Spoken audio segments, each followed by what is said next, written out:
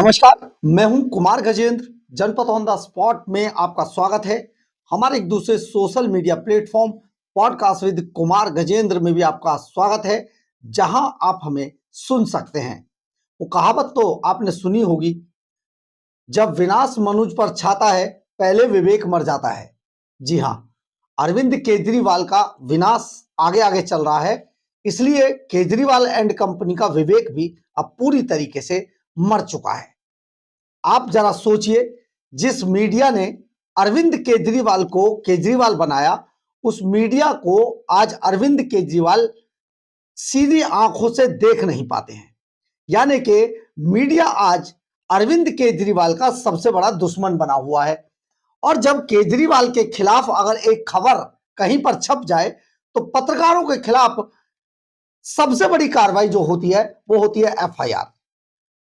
पंजाब की वही सरकार, वही पुलिस जो अरविंद केजरीवाल को जिसने पैदा किया था, उसी ने अब एफआईआर दर्ज कराकर उन्हीं पत्रकारों को कानून के दायरे में लेकर धमकाना शुरू कर दिया है। ये कैसी विडंबना है कि जो पत्रकार कभी अरविंद केजरीवाल की इन बातों को जो बोलते थे, जो झूठ बोलते थे, मक्कारी करते थे, उनको जन जन तक पहुंचाने का काम करते थे, वही पत्रकार आज अरविंद केजरीवाल और भगवंत मान के निशाने पर है। जिन पत्रकारों की सटीक पत्रकारिता, जिन अखबारों की सटीक पत्रकारिता और जिन लेखकों की सटीक लेखनी की तारीफ करते हुए केजरीवाल एंड कंपनी दूसरी सरकारों पर आरोप लगाया करते थे, आज स्थिति यह है कि इनके खिलाफ अगर एक लाइन भी छप जाए तो अगले दिन उस संस्थान पर रेड करवा देते हैं। इसको कहते हैं एजेंसियों का दुरुपयोग। अरविंद केजरीवाल के मुंह से आपने बार बार सुना होगा कि एजेंसियों का दुरुपयोग किया जा रहा है। असल में एजेंसियों का दुरुपयोग यह है, दरअसल हम बात कर रहे हैं एक बड़े मीडिया संस्थान पंजाब केसरी ग्रुप की। जी हां, पंजाब केसरी ग्रुप का अपना एक बड़ा इतिहास रहा है और यह पहला ऐसा मीडिया संस्थान है दुनिया के अंदर जिसके कई लोगों को शहीद होना पड़ा पत्रकारिता के लिए। यानी कि पत्रकारिता के लिए बलिदान देने वाले मीडिया संस्थान और परिवार को आज कल तक सड़कों पर हवाई चप्पल पहनकर घूमने वाला भगवंत मान आज समझिए एक ऐसे पद पर बैठकर जो नौटंकियां किया करता था, वो ऐसे पद पे बैठ के आज उन्हीं मीडिया संस्थानों को, उसी पंजाब केसरी ग्रुप के जो ऑफिस थे, प्रेस थी, उन पे छापेमारी करवा देता है। घटना 15 जनवरी 2026 की है। भटिंडा और जालंधर में एक साथ छापे पड़े। सिर्फ वजह यह थी कि अरविंद केजरीवाल के खिलाफ आप कुछ नहीं लिखेंगे, जो सच्चाई है आप उसको पी जाइए, आपकी कलम की ताकत आपके घर में शोभा देगी, लेकिन भगवंत मान की सरकार कुछ भी करे उसके खिलाफ कुछ मत कहिए। ये चाहते हैं अरविंद केजरीवाल, और अगर आपने नहीं किया तो आप निशाने पर हैं। लेकिन निशाने पर कितना ही भी लीजिए, पत्रकारों को लीजिए, मीडिया संस्थानों को लीजिए, कलम तो चलती रहेगी। न जाने कितने केजरीवाल आए और चले गए, कलम को कोई नहीं रोक पाया, इस बार भी नहीं रोक पाएगा, क्योंकि जितना आप कलम को रोकने की कोशिश करोगे, कलम उतना आपके खिलाफ चलेगी। और ये खिलाफ नहीं है, ये कलम सच्चाई की कलम है, जो आपकी धमकियों से झुकने वाली नहीं है। ये कलम दुनिया को बताती है तूफान कितने ही भी आए, आते जाते रहेंगे, लेकिन कलम रुकेगी नहीं। जब बलिदान देने के बाद भी नहीं रुकी और ऐसे ऐसे लोगों के खिलाफ लिखा, सच्चाई को उजागर किया, जो ये सोचते थे कि हमारे बिना इजाजत के तो हवा भी नहीं बहती है, हवा भी बही, तूफान भी उठे, आंधियां भी चली। लेकिन आज जो अरविंद केजरीवाल एंड कंपनी पंजाब में पंजाब पुलिस का दुरुपयोग करके, पंजाब की एडमिनिस्ट्रेशन का दुरुपयोग करके जिस तरीके की हरकतें आज पंजाब सरकार कर रही है, ये बहुत ज्यादा दिन तक टिकने वाला नहीं है। टिकने वाला तो वैसे भी नहीं है, क्योंकि ये दिल्ली से आए हुए लोग जिस तरीके से पंजाब के खजाने पर मौज काट रहे हैं, जेड प्लस की सिक्योरिटी लेकर 150 गाड़ियों के काफिले में रेड लाइट नहीं पूरी सड़कों को रोककर वहां से निकलते हैं। यह किसी से छिपा हुआ रह नहीं गया है। जिस तरीके से पंजाब में किसानों को पीटा गया, एमएसपी दिलवाने की बात कहकर जो लोग आए थे वो लोग पंजाब में किसानों को पीट रहे थे। जिन लोगों ने पंजाब में आने के बाद लैंड पूलिंग के नाम पे पंजाब के किसानों की जमीनों को छीनने की कोशिश की, उन लोगों को वो किसान कैसे माफ करेंगे? शायद नहीं। जिन नशे के सौदागरों के खिलाफ बात करके ये लोग आए थे, उन्हीं नशे के सौदागरों को एक एक आदमी को 22 रिहेबिलिटेशन सेंटर का लाइसेंस देने वाले भगवंत मान, आखिर नशे की चपेट में आए हुए जो लोग अपनी जान गंवा चुके हैं, उनके परिवार उन्हें कैसे माफ करेंगे? सवाल बहुत है, लेकिन जवाब फिर घुमाकर पत्रकारिता पर आता है। पत्रकार वो हैं जिन्होंने अरविंद केजरीवाल को एक समय पर बड़ा मसीहा माना। रामलीला मैदान से शुरू हुई ये जंग अरविंद केजरीवाल की जो घाघ नजरें थी, उनसे निकलता हुआ जो रास्ता गया वो सीधा झूठ फरेब से चलते हुए अरविंद केजरीवाल सत्ता के सिंहासन पर यानी कि दिल्ली के मुख्यमंत्री के पद पर जा बैठे। दिल्ली का विकास रुक गया, दिल्ली का सब कुछ रुक गया, दिल्ली रुक गई। दिल्ली एक बांग्लादेश का गंदा सा शहर बना के रख दिया। लेकिन झूठ झूठ और बस झूठ पंजाब तक पहुंच गया ये बीमारी, और इस बीमारी ने अब वहां पर भी वही सब किया जो 11 सालों तक दिल्ली के अंदर होता रहा। आप जरा सोचिए, कितने पत्रकारों को अरविंद केजरीवाल के इशारे पर संस्थानों ने नौकरी से निकाला, कितने पत्रकारों को नौकरियां गंवानी पड़ी हैं दिल्ली के अंदर, और आज पंजाब में भी वही सब चल रहा है।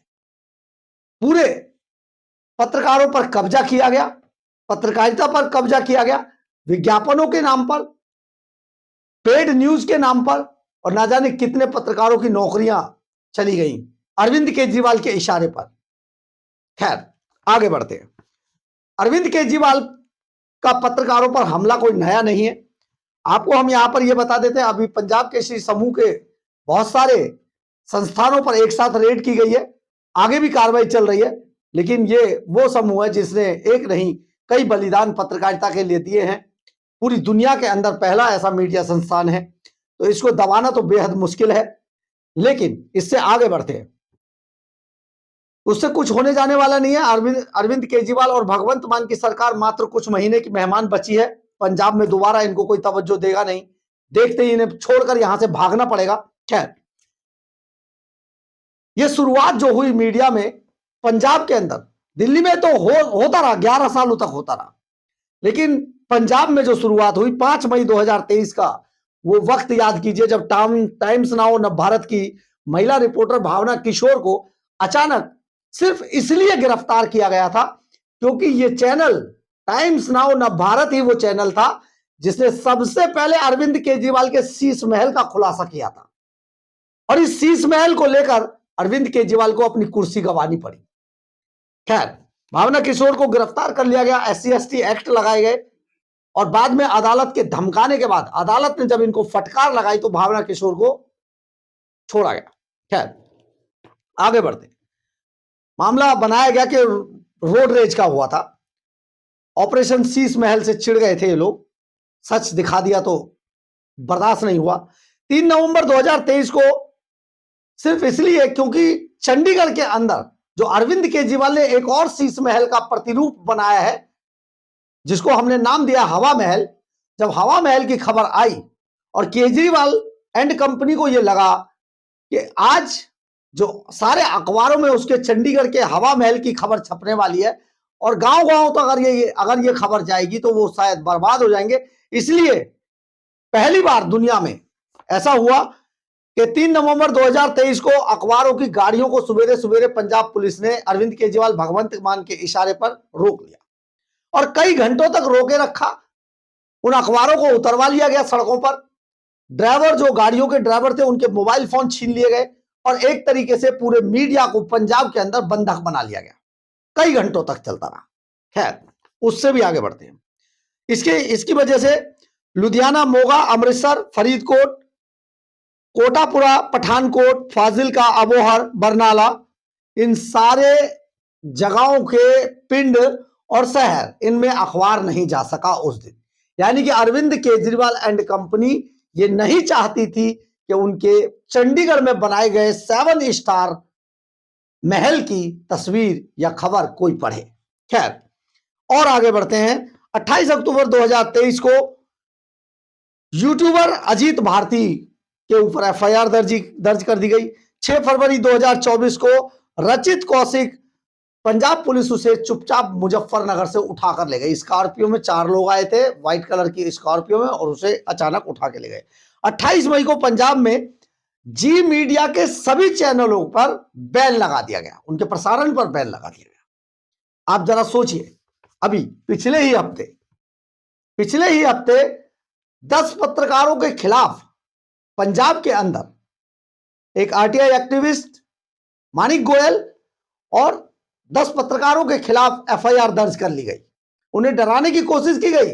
धरना प्रदर्शन चल रहा है। दिल्ली के अंदर भी प्रेस क्लब पर पत्रकारों ने अरविंद केजरीवाल, मनीष सिसोदिया, भगवंत मान को श्रद्धांजलि दी, उनकी शोक सभा मनाई। आप ये समझिए, लेकिन अभी खेल अभी बाकी है, क्योंकि समझना उन लोगों को भी होगा जो अरविंद केजरीवाल जैसे लोगों के, जो चंद दिनों के लिए नेतागिरी में आए हैं, बाद में पता नहीं कहां चले जाएंगे। इनके लिए अगर आप अपने सम्मानित पत्रकारों को नौकरियों से निकालते, काम से हटाते, उनकी बीट से हटाते, तो सचमुच आज ये देखना चाहिए ये किसी के सगे नहीं है। ऐसा कोई सगा नहीं जिसे केजरीवाल ने ठगा नहीं। बड़े बड़े लोग सब निपटे, सब बारी बारी। तो ये हाल है अरविंद केजरीवाल एंड कंपनी का। लेकिन अभी मीडिया संस्थानों पर हमला हो रहा है। सचमुच हम सबको एकजुट होकर सामने आना चाहिए उस समाज को जो ये चाहता है कि असल में जो खबर है वो सामने आनी चाहिए। दरअसल मैं अरविंद केजरीवाल को, जब वो रामलीला मैदान में शुरू हुए थे धरना प्रदर्शन, मैं तब से, मेरे पास आते थे, तब से मैं उसे जानता हूं।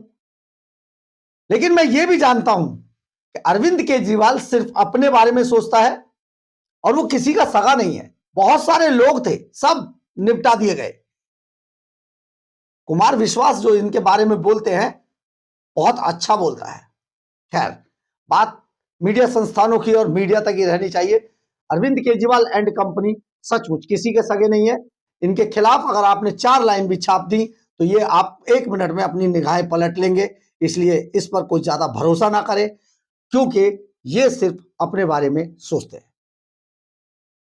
और सबसे शर्म की बात है, किसी मीडिया संस्थान पर केवल बदले की भावना से कार्रवाई कराना, एजेंसियों को भेजना, सचमुच ये बहुत गंभीर मामला है। पत्रकारों पर एफआईआर करना, उनको उठवा लेना, इससे शर्मनाक कुछ नहीं हो सकता। क्योंकि 4 दिन की सरकार पंजाब के अंदर अरविंद केजरीवाल की बची है, उसके बाद क्या होगा। बहरहाल, अगर आपको हमारी ये खबर अच्छी लगे तो आप इसे लाइक, सब्सक्राइब और शेयर जरूर करें। कमेंट्स बॉक्स में अपनी राय जरूर लिखें, इससे हमें बहुत ऊर्जा मिलती है। जय हिंद, जय भारत।